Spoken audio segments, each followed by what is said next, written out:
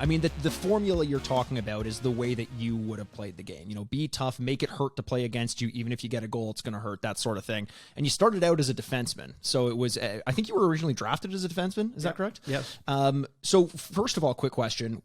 Were you involved in the decision to shift you from defense to offense? I showed up at training camp. I read my name on the door. Your dressing room in the Leaf room.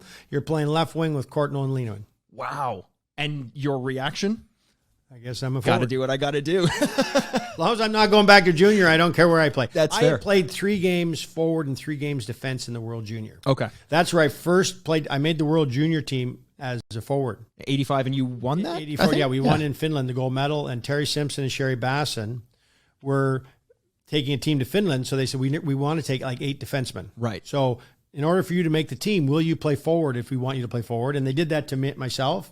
And John Miner, who played for Regina Pats, who had the same style as me, offensive, kind of physical. So we both made it as forward/D-men, but we were D-men in junior. What did you enjoy playing more? I always enjoyed playing defense as a kid. The kid, and I tried to get my son to play defense. He wouldn't. Right. It's not, center's like the fun thing. That's the sexy one to play now.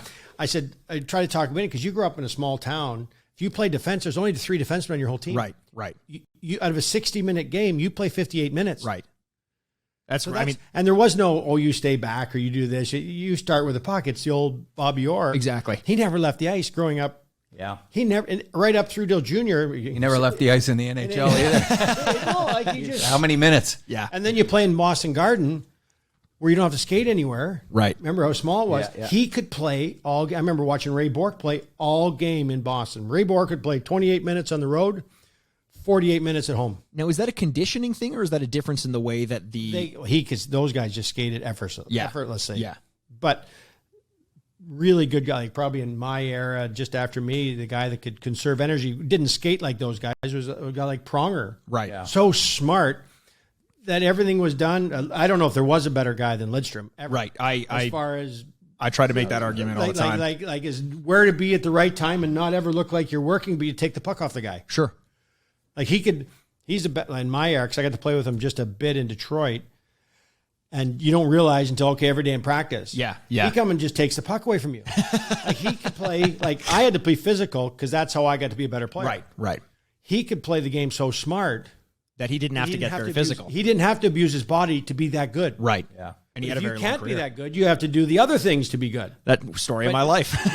But that's why, he could just be so good and not look like he's trying. He's so good at it. And that's not to take anything away from the way that you were playing, but the question that I was going to get to earlier was, your style of play, the one that you're talking about, that specific kind of person that is hard to find in the NHL right now.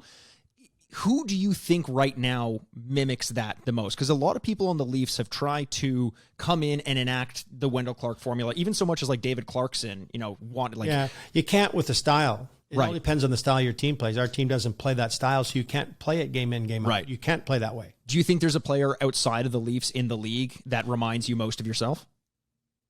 Well, in a lot of ways, you take Wilson in Washington and add 30 goals to his name. There you go. But true, and I feel bad some ways. You're asking him to play on the line because that's when he's really effective. He's went from 4th line tough guy to 1st, 2nd line, but you got to play on the line. Yeah, that's when you're good. You're intimidating.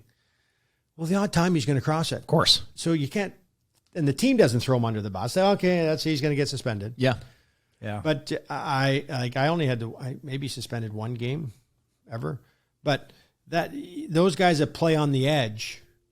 See, and those are the guys that you want to have on your, fans would love to see Marchand. Yeah. Wilson. Yeah. You want them on your team. Always. But you hate them on the other. Thank you so much for watching this clip of the Sign Off, a Frameworth podcast. Just a reminder that we have full episodes of the Sign Off available wherever you get your podcasts, on iTunes, Stitcher, Spotify, Google Podcasts, and more. Make sure to like and subscribe on whichever platform you use. You can find us on Twitter at Frameworth Sport or on Instagram at Frameworth Sports. And hey, if you're not sick of me yet, you can find me on Twitter at Retrograde Mikey. Finally, feel free to send us emails with your questions you want us to answer on the show, and we may feature you live. You can do that by sending your emails to signoffpod@frameworth.com. Thanks for watching, and we'll see you with a new episode every single Thursday.